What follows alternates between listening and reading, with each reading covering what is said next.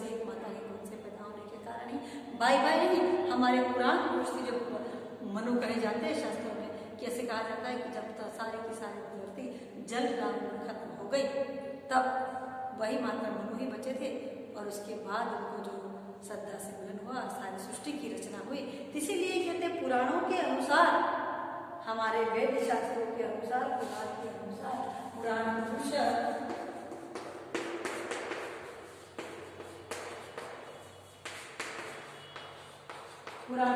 क्या पर मनु, भगवान मनु ही हमारे सबके पिता है, स्वयं वो पिता प्रसिद्ध है। वो सभी के एक ही है, क्योंकि सारी सृष्टि में वही बचे थे, तो सारी की सारी संतानें उनकी ही ये आगे चलते चलते पीढ़ियां बनी है, इसलिए सारी सृष्टि भाई भाई है। फलानुसार कर्म के अवश्य भाई, हालांकि यहाँ पर मनुष्य को कर्म के मुताबिक फल मिलता है, फलानुसार कर्म वही प्रकार की वेद है, वही मनुष्य जिंदगी जीता है, बाकी हमारे पिता तो एक ही है। परंतु अंतरेक्य में प्रमाणभूत वेद है, परंतु अंतर में तो हम सभी के सभी एक ही है, अंतरेक्य में, क्योंकि हमारे पिता तो वही मनु ही है। और वेदों में भी बताया है कि भले अपने अपने रूप से अलग है, बाकी एक ही पिता है, हम सभी भाई भाई हैं। अनर्थ है कि बंधुहीन बंधु की व्यथा है, बहुत ही अनर्थ अनिष्ट कार्य है।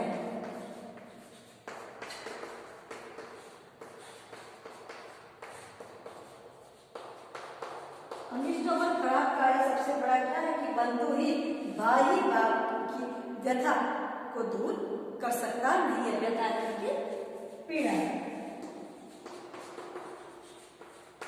भाई भाई की पीड़ा को दूर नहीं कर सकता है, वे सबसे बड़ी व्यथा है। वही मनुष्य है जो मनुष्य के लिए, आज हम देखते हैं कि भाई भाई संपत्ति के लिए कितना जगते हैं, अपने झूठे खोखले अभिमान के लिए अपने भाई को छोड़ देते हैं, उसकी मदद नहीं करते हैं।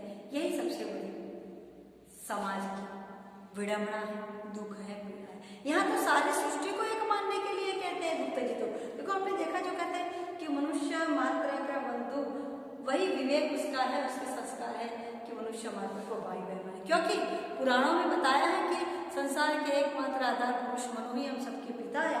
ये अलग बात है कि फलानुसार कर्म में वेदों में अलग अलग रूप से बताया है, पर सभी की सृष्टि के सभी भाई भाई है। अगर बंधु ही बंधु की व्यथा नहीं हरेगा तो इससे बड़ा अनिष्ट संसार में क्या होगा, यानी कि मनुष्य मनुष्य की मदद नहीं करेगा। और सगे, आज तो मनुष्य की बात छोड़ो मित्रों, सगे भाई भाई भी एक दूसरे के गुण के पास होते हैं। तो ये बात के लिए गुप्त जी इतने सालों पहले भी उन्होंने देखा था, शायद अपनी दीर्घ दृष्टि से इसलिए लिख कर गए हैं कि संसार में वही होता है कि मनुष्य के लिए महिमा।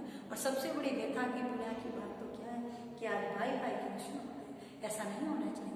मनुष्य तो वही होना चाहिए, मनुष्य के काम में। और अंतिम परिचय में कहते हैं, देखो चलो अभिष्ट मार्ग में सहर्ष खेलते हुए, विपत्ति विघ्न जो पड़े उसे ढकेलते हुए, गाटे न हेर मेल हो, बड़े न भिन्नता कभी, अतर्क एवं पंथ के सतर्क पंथ हो, तभी समर्थ भाव है कि तारता हुआ तरे, वही मनुष्य है कि जो मनुष्य के लिए वही। क्या कहते हैं, चलो अभिष्ट मार्ग में सहर्ष खेलते हुए, अभिष्ट यानी सही मार्ग में, अभिष्ट यानी सीधा सरल,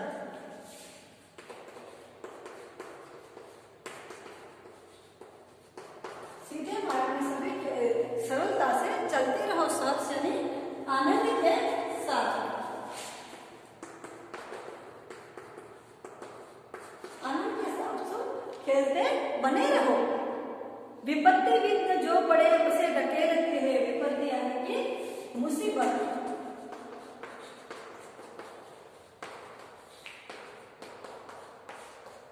और विघ्न यानी कि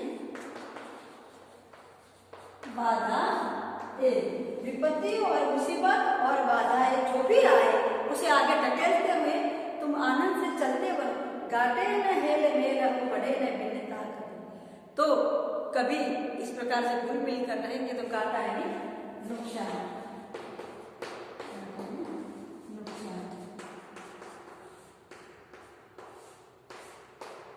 तो कभी नुकसान नहीं होगा। और हेलमेल से अलग घुल मिलकर रहने से नुकसान नहीं होगा। बड़े न भिन्नता कभी अलगता नहीं आएगी। अतर्क एक पंथ के सतर्क पंथ हो, तुम सोच को छोड़कर एक दूसरे की मदद करोगे तो एक ही रास्ते पे आप लोग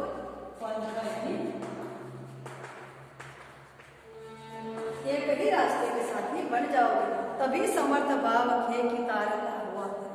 और समर्थ भाव से लोगों को तारते हुए चलो, वही मनुष्य है कि जो मनुष्य के लिए। और सच में मनुष्य वही है कि मनुष्य के लिए सहायता है। तो क्या कहते हैं गुप्ता जी, देखो अंतिम परिचय में कि अभिष्ट सही बात यही है कि आप खेलते खेलते हंसते आनंद से जिंदगी जीते बनो, और अपने पास वाले अपने भाई बंधु को जो विपत्ति में है, मुसीबत में है, उस सबको ढकेलते हुए साथ में हंसते खेलते हुए चलो, तो किसी को भी कोई घाटा नुकसान मुसीबत नहीं होगी। और हेले मिलते इस भिन्नता में भी, संसार में प्रत्येक मनुष्य समान नहीं है, इसलिए भिन्नता में भी आप आनंद से चलते बनोगे। आप झूठे तर्क करेंगे अपने रास्ते में, सतर्कता से होशियारी से आगे बढ़ने की बात छोड़ दो, समर्थ भाव से सरलता से सभी को लेकर साथ चलो, और तब संसार की रूपी नैया की पार होगी। वही मनुष्य जो मनुष्य के लिए बने। तो देखो ये पूरी की पूरी कविता 8 परिच्छेदों में, काफी लंबी कविता है, एक परिच्छेद में 5-5, 6 लाइन थी, और ऐसे 8 परिच्छेदों की कविता थी। 8 परिच्छेद मैंने आपको समझाया। तो पूर्णतः सारांशतः ये कविता का जो प्रश्न लिखे शायद आपको पूछा जाए कि मनुष्य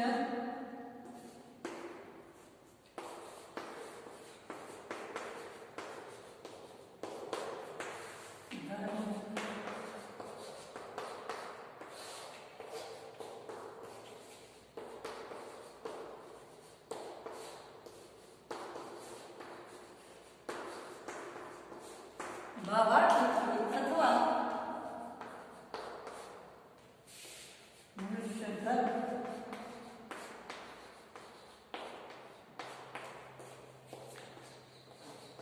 कविता की विशेषताएं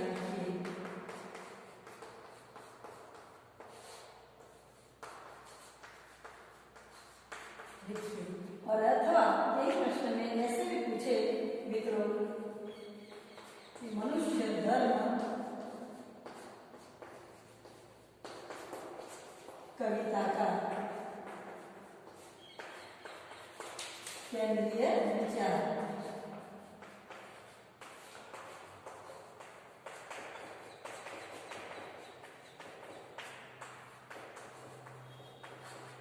वैसे 3 प्रश्न मैंने आपको बताया, और इसके अलावा भी आपको शायद ऐसा पूछा जाए कि मनुष्य धर्म कविता में मनुष्य के कैसे गुणों की बात कही है, समझाइए। तो भी वही प्रश्न आएगा, देखो कि मनुष्य धर्म कविता का भावार्थ लिखिए, तो भी आपको मैंने पूरा भावार्थ कविता का समझाया वही आएगा।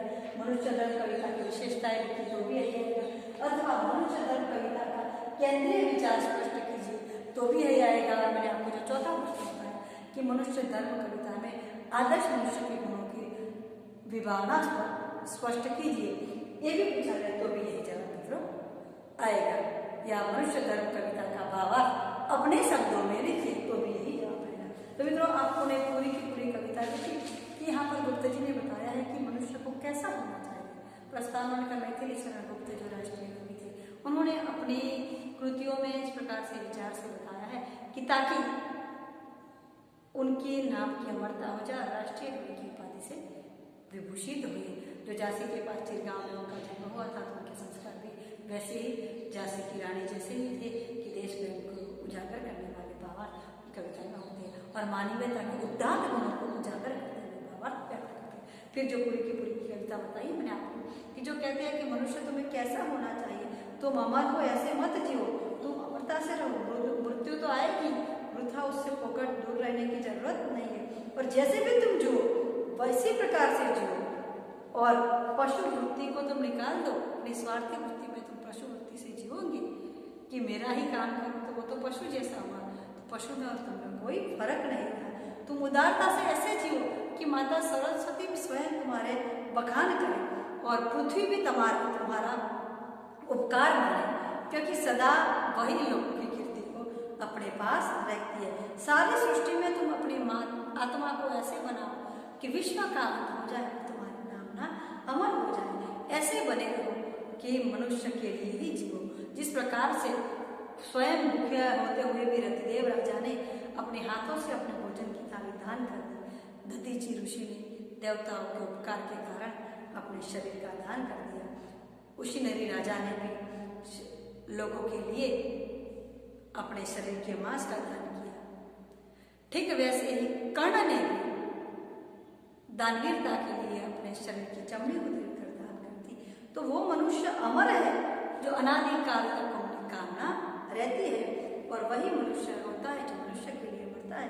फिर जो कहते हैं लोगों के प्रति सहानुभूति रखो, दया का भाव रखो, अपने आप महान विभूति हो जाओगे तो कोई फायदा नहीं, क्योंकि इसी कारण तो सदैव पृथ्वी ने स्वयं सभी को अपने वश में रखा है, तो वो अमर रहती है और लोगों को अपने नाम के साथ ऋण देती है। इतने विरोधों के बाद भी भगवान बुद्ध का विरोध करने वाले भी धीरे धीरे उनकी महानता से, उनकी सादगी से उनके भक्त हो गए, और उनके विरोध वाले भी उनकी मानने लगे।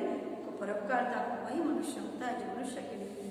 इसीलिए कभी ऐसे अभिमान में मत रहो कि मेरे पास इतनी संपत्ति है, मेरे पास सब लोग हैं, इनके पास कुछ नहीं है, अनाथ है। सृष्टि में कोई अनाथ नहीं, सबका रक्षक एक ही ऊपर वाला जो अवश्य है। इसीलिए दया का भाव रख के आप रहो। इसके लिए मैंने आधुनिक के उदाहरण दिए, MDH मसाले वाले उदाहरण, जो मार्क जुकरबर्ग, रतन टाटा जैसे लोग ऐसे भी हैं आज भी वर्तमान सृष्टि में कि अपनी संपत्ति बहुत कमाते अवश्य, और उस संपत्ति का काफी हिस्सा दान कर देते हैं लोगों के लिए। यही जो कहते हैं कि बहुत से लोगों ने आपने सोचा कि उसमें दान पुण्य किया, तो ऐसी महानता रखो कि आपने पास है उसमें से कुछ देते बलो। इस अंतरिक्ष समान भगवान ने अंतरिक्ष में ब्रह्मांड में सभी देवता खड़े हैं, अपनी शक्ति से खड़े हैं, पर परस्पर लोगों की मदद करके आप आओगे तो आप मृत्यु लोक में मृत्यु के बाद भी आपकी नामना अमर हो जाएगी। एक होकर सभी की मदद करो और काम करो, तो मनुष्य मनुष्य के लिए ही बनता है। मनुष्य का मात्र बंधु बनकर रहे, एक दूसरे का भाई बनकर। सभी मनुष्य एक दूसरे के भाई है, क्योंकि हमारे पुराणों के अनुसार, हमारा शास्त्रों के अनुसार हमारा पिता परमपिता मनु जीते हुए की है। अलग बात है कि कर्मों के अनुसार फल से मनुष्य को अलग जिंदगी जीता है, बाकी वास्तव में एक ही है, और उसका वेद में बताया। अनर्थ तो यही है कि भाई भाई का दुश्मन होता है। कितने बड़े अनर्थ की बात है वो। अभी तो आप सृष्टि के प्रत्येक मनुष्य को भाई कहते हैं, नहीं सगा भाई का दुश्मन। इससे बड़ा अनर्थ संसार में क्या होगा। व्यर्थ जीवन है कि अगर मनुष्य के काम ना आ सके। चलो सही रास्ते को अपना, सही रास्ते का आनंद से चलते हुए हम विपत्तियों मुद्दनों को, बाधाओं को छोड़ते हुए, हम मुसीबतों को छोड़ते हुए घाटे के बारे में सोचे बिना अपनी जिंदगी जीते हैं, तो वही सतर्कता मिलती है। कोई तर्क मत करो, किसी से फायदा होता है, और लोगों की मदद करते हुए चलो, तभी समर्थ भाव से चलेगा तो इस संसार काल की नैया को पार कर दोगे। और वास्तव में वही मनुष्य होता है जो मनुष्य के काम हो सके। इस प्रकार का पूरा भावार्थ हुआ, जो को मैं आपको फिर से बता दिया पूरी की पूरी कविता का। तो इतना प्रश्न में आप लिखना, और नीचे जो उपसंहार उसमें लिखना कि प्रस्तुत कविता में 35 ने जो हमें बताया है कि मनुष्य ही मनुष्य के काम आ सकता है। संसार में आज तक काफी लोग आकर गए, पर जिस लोगों ने अपने व्यक्तिगत स्वार्थ को छोड़कर लोगों के लिए मदद की है, वही लोग अमर हो गए हैं, बाकी लोग कोई नहीं हो गए हैं। इसके लिए जो पुराणों का उदाहरण भी उन्होंने दिया है, कर्ण का, दधीचि का और रत्नबाहु का, और ठीक वैसे ही आधुनिक युग में भी लोग हैं, मसाले वाले दादाजी जुकरबर्ग है, दंताता है, कि वो आधुनिक युग में भी ऐसे ही है कि जो अपनी मृत्यु के बाद भी हमें अपने नाम अमर कर जाएंगे, अपने दानवीरता के कारण, लोगों की मदद की भावना के कारण। तो मनुष्य धर्म कविता में गुप्त जी ने आधुनिक युग और वर्तमान युग की परिप्रेक्ष्यता के साथ एक नवीन संदेश दिया है, और मनुष्य के भीतर कैसे गुण होने चाहिए इसकी बात बताइए। तो मित्रों, यहाँ पर आपके गुप्त जी की दोनों कविताएं पूर्ण हो गई। अब आगे की वीडियो में आपकी 3-4 कविता बाकी है, तो आगे दूसरा वीडियो आपको बताऊंगी, उसमें जो कविता बाकी है उसकी चर्चा करेंगे। तब तक के लिए धन्यवाद।